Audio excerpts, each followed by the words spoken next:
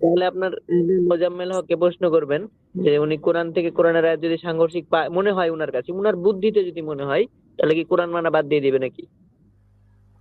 উনার বুদ্ধিতে যদি মনে হয়, হ্যাঁ, উনার সেটা বুদ্ধিতে অবশ্যই মনে একটা হয়েছে মিরাজের ঘটনা, খুব উনার ভালো বুদ্ধিতে একটা মনে কথা হয়েছে বলছেন। যে মিরাজের ঘটনা। হ্যাঁ, যুক্তি দিয়ে কি প্রশ্ন হয় সব সময়? আচ্ছা, মিরাজের ঘটনা কেন বাদ, মানে ওই যে 50 ওয়াক্ত আল্লাহ সালাত কেন দিতে পারে না, এটার কি কি যুক্তি দেন তো দেখি, দুইটা যুক্তি দেন। না, আমি যুক্তি দিতে পারবো না, আমি ওনার যেটা শুনছি সেটা বলতে পারবো। আমি ওনারটা হ্যাঁ বলতে তো, পারবো। ওনার যেটা বলছেন, উনি বলছেন যে আচ্ছা, হুম, যে এটা নাকি ইহুদিদের চক্রান্ত, এটা মুসা আলাইহিস সালামকে বড় করার জন্য এটা করা হয়েছে। আর দ্বিতীয় কথা, উনি কোরআন থেকে রেফারেন্স টানছেন যে আল্লাহ বলছেন যে আয়াত ভুল হইতে পারে আমার, আমি যেটা যে ওয়াজআলনা নামাকুম সুবাতা, অর্থাৎ ঘুম সৃষ্টি করা হয়েছে তোমাদের প্রশান্তির জন্য রাত্রে।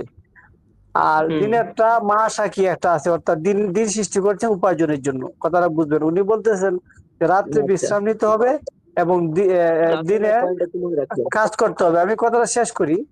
তো সেই ক্ষেত্রে আপনাকে বলবো। যদি আমরা খাওয়া দাওয়া জীবিকা নির্বাহ করতে হয়, তাহলে 50 ওয়াক্ত নামাজ দিয়ে দিলে তো দেখা গেল এই একদিনে তো 24 ঘন্টা নামাজ এটা সম্ভব না। তাহলে আল্লাহ এটা বলতে পারেন কিভাবে? এটার তো ভিত্তি হুম, থাকতে পারে না, আল্লাহ এই ধরনের কথা কিভাবে আচ্ছা, বলেন? এইটাও সেটা জ্ঞানের ঠিক অভাব, আছে, জ্ঞানের অভাবের কারণে এই প্রশ্নটা আসে। হ্যাঁ, আচ্ছা, আচ্ছা, জ্ঞানের উনি অভাবের কারণে এই প্রশ্নটা আসে।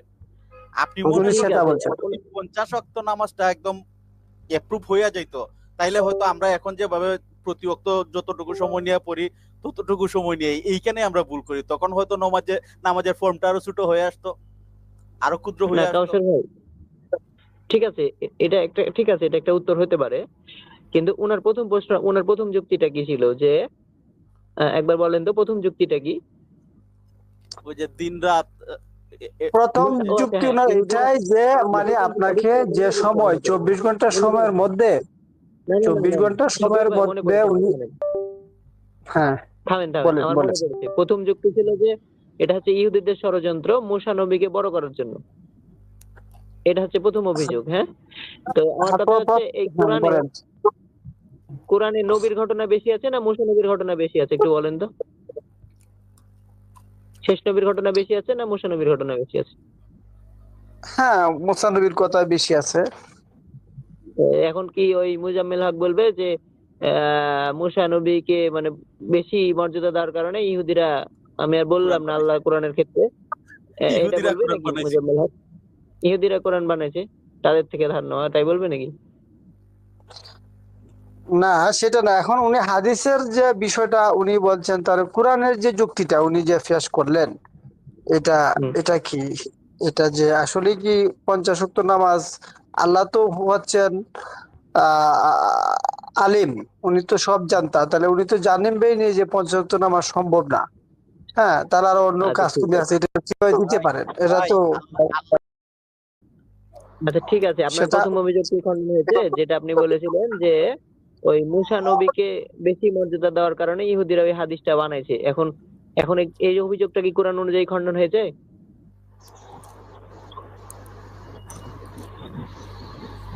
এটা এটা খণ্ডন হয়েছে কি শফিউল আলী ভাই?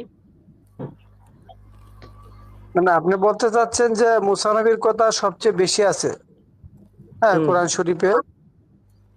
না, হুম, এটা তো একটা আপনার যুক্তিটা অবশ্যই, আপনার যুক্তিটা ভ্যালিড। আপনার যে যুক্তিটা আচ্ছা ঠিক আছে, দিচ্ছেন সেটা ভ্যালিড, অবশ্যই ভ্যালিড। তাহলে আমার, তাহলে এমন হয়ে গেল আমার যুক্তিও ভ্যালিড, ওনার যুক্তিও ভ্যালিড, অথবা আমাদের যুক্তি আসলে চলবে না, আল্লাহ যা বলেছে, আল্লাহ রাসূল যা বলেছে তাই চলবে। হ্যাঁ, তোমার এখন যুক্তি দ্বিতীয় পয়েন্ট পেলিট, ছিল শুধু আপনার। হাদিস পেলিট না। আমি আমি আপনাদেরকে ধন্যবাদ জানাচ্ছি। আচ্ছা, আপনারা যে এই কথাগুলি বলতেছেন আমার কাছে খুব ভালো লাগতেছে, মানে কথাগুলো যে খুব সুন্দরভাবে বোঝাচ্ছেন আমাদেরকে। আচ্ছা, নবী রাসূল কতজন আসছে হাদিস অনুযায়ী পৃথিবীতে? নবী রাসূল কতজন?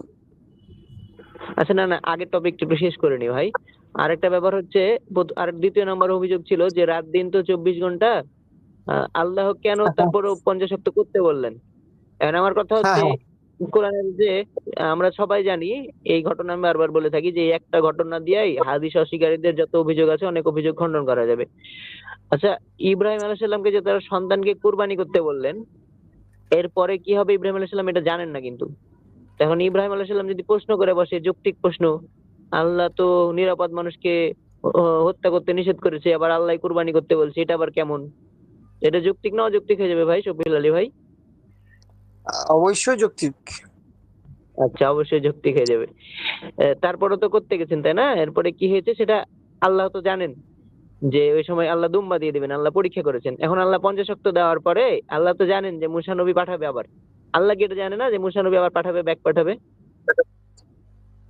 হ্যাঁ জানেন। হ্যাঁ, তাহলে তাহলে আল্লাহ জানেন যে মুসা নবী আবার ব্যাক পাঠাবে, তো এটা আল্লাহর একটা সিস্টেম। আল্লাহর এটা একটা সিস্টেম। এখন যদি বলেন যে মুসা নবী বলার কে, তো ওই যে হারুন নবী নবী হয়েছিল কার, মানে কার ইয়াতি অনুরোধে ভাই? আমার জানা নেই। আচ্ছা, মুসা নবী আপনি অনুরোধ করেছিল, বলেন। বা মুসা নবী আল্লাহর কাছে দোয়া করেছিল, আল্লাহ তুমি আমার ভাইকে আমার সঙ্গী করে দাও। তখন আল্লাহ হচ্ছে হারুন নবীকে নবী করে দিলেন। তাহলে আল্লাহ তো বিধানদাতা। এখন আপনি যদি বলেন বা আল্লাহ তো নবী রাসূল দান করেন বা নবী রাসূল বানান, তো এখন আপনি যদি বলেন এটা তো মুসা নবী হারুন নবীকে বানাই দিল, তাহলে তো সমস্যা। না, এটা হচ্ছে মুসা নবীর অনুরোধে আল্লাহ বানাইছে। কিন্তু আল্লাহ তো জানেন যে চাইবে আগে থেকেই। তো ঠিক আল্লাহ পঞ্চাশক্ত দিয়েছে, আল্লাহ জানেন যে এটা কমবে, পাঁচাক্ততে আসবে।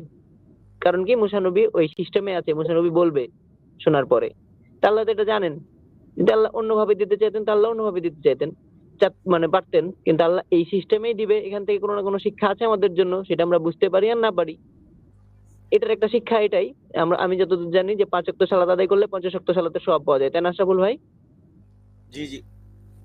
হ্যাঁ, তাহলে এই আল্লাহ হতে পারে আমাদেরকে 50 ওয়াক্ত সালাতের সওয়াব দেওয়ার জন্যই এমন একটা ঘটনা ঘটিয়েছে আল্লাহ। এইভাবে আপনি যদি ভাবতে পারতেন, কারণ কি জানেন এইভাবে কেন ভাবতে পারেন না? প্রথমে আপনারা হচ্ছে আপনাদের হাদিসের উপরে হচ্ছে, মানে এই যে শফিউল আলী ভাই রাগ করেন না, আপনাকে না বলি, ওই মোজাম্মেল হক বলেন বা আরো যারা আছে, যারা বলে যে আমরা কোরআনের সাথে যে হাদিসটা মিলে ওইটা মানি, এরা হচ্ছে এক চোখে, মানে কানা এদের, এরা হচ্ছে একটা চোখ কানা। এরা কোরআন পড়ার সময় চোখটা খোলা থাকে, আর হাদিস পড়ার সময় ওই একটা চোখ ঢেকে দেয়, দিয়ে পড়ে। মানে দুইটা চোখ দিয়ে হাদিস কোরআন পড়ে, আর এই একটা চোখ দিয়ে হচ্ছে হাদিস পড়ে, এই কারণে দেখতে পায় না এসব। তখন প্রশ্ন তোলা শুরু করে। আরে ভাই, কোরআনেও তো এমন অনেক বিষয় আছে যেগুলো তুমি প্রশ্ন তুলতে পারবা, সেকেন্ডে সেকেন্ডে প্রশ্ন উঠবে খালি, যেটা কেন হলো, এটা কেন হলো, আল্লাহর কি লাভ হলো, ইত্যাদি ইত্যাদি। তো এইসব প্রশ্ন করা কি মানে আল্লাহ আমাদের করতে বলেছে, নাকি আল্লাহ বলেছে শুনলাম আর মানলাম? হ্যাঁ, মোজাম্মেল হক সাহেব যদি বলতো এই হাদিসটা সহি নাকি জাল, এটা আমি যাচাই করবো, তাহলে আমরা মানতাম। কিন্তু মোজাম্মেল সাহেব যখন যুক্তি দিয়ে একটা হাদিসকে বাতিল করার চেষ্টা করবে, তখন সে আসলে নিজেই বাতিল। কারণ কোরআনে এমন অনেক যৌক্তিক প্রশ্ন তো নাস্তিকরাও তুলে ভাই।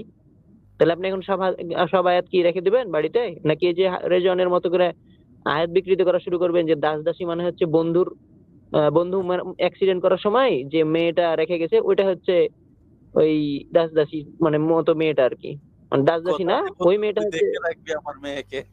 হ্যাঁ হ্যাঁ হ্যাঁ, বাংলা সিনেমার মতো। তো এরকম চেঞ্জ করে দিবেন নাকি? তো এই মোজাম্মেল সাহেব তো একই হলো। উনি হচ্ছে নিজের বিবেক বুদ্ধি দিয়ে হাদিসকে মাপেন, তারপরে হাদিসটাকে চেঞ্জ করা শুরু করেন, নাহলে একটা ব্যাখ্যা দেওয়া শুরু করেন, নাহলে বলে যে না এই হাদিসটা কোরআন বিরোধী, আমি মানবো না। তাহলে তো সমস্যা। উনি সাধারণ মানুষকে যদি ভাই প্রশ্ন করাতে থাকে, এখন সাধারণ মানুষ তাহলে যদি ভাই কোরআন পড়ে- আপনি আপনি আপনি শুনুন, এই যে হাদিসের বিষয় যে আপনি বললেন, মুজাম্মেল হক সাহেব হুম একটা অবস্থান নিলেন, এবং আপনিও যে বললেন, আপনার কথাগুলো আসলে আমার কাছে মানে ভালোই লেগেছে। তো কিছু জিনিস আছে আপনার, অপরাধ আছে কিছু আপনার ভিকটিমলেস, মানে আপনি নিজে করলেন, মানে আপনি নিজে ক্ষতিগ্রস্ত হলেন, অন্যজন ক্ষতিগ্রস্ত হইল না। আর কিছু আছে যেটা অন্যজন ভিক্টিমাইজ হয়, মানে ক্ষতিগ্রস্ত। এখন আপনি এই যে হাদিসের যে প্রসঙ্গটা, এটা তো 50 ওয়াক্ত দিলে কি আর 5 ওয়াক্ত দিলে কি, আমরা তো এই 5 ওয়াক্ত পালন করতেছি, এটা নিয়ে বিতর্ক আসলে কি আর না আসলে কি, এটা তেমন কিছু না, এটা এটা মানা তার যায়। মানে সমস্যা কিন্তু আছে, কেন এখানে কেন সমস্যা কিন্তু আসবে? আছে। উনি সহি হাদিস ভাই ভাই, এটা সহি হাদিস, এটা নিয়ে বিতর্ক আসতে পারবে না কেন? না, আচ্ছা মানলাম আপনাদের কথা, এটা মানা যায়। উনি আরেকটা হাদিস যেটা উনি অস্বীকার করেন, আমি আরেকটা প্রসঙ্গ তুলি, উনার কথা আরেকটা হাদিস উনার আছে, উনি কিন্তু 72 দল মানেন না, নাকি 73 দল, ওইটাও কোরআন থেকে উনি বলেন। এখন যে তোমরা আমরা কত যোগ যারা, করো তিয়াত্তর দল হবে নাকি? তো ভালো লাগলো আপনি আমাকে এই জিনিসটা, আপনি আমাকে একটা মোটিভেট করতে পারছেন, আপনার কথার মাধ্যমে আমি একটা মোটিভেশন পেয়েছি, বা আলোচনাটা ফলপ্রসূ হয়েছে। হ্যাঁ, আমি অবশ্যই জিনিসটা বিবেচনা করব। এখন এইভাবে কিন্তু অনেক বিষয় আছে উনি করেন।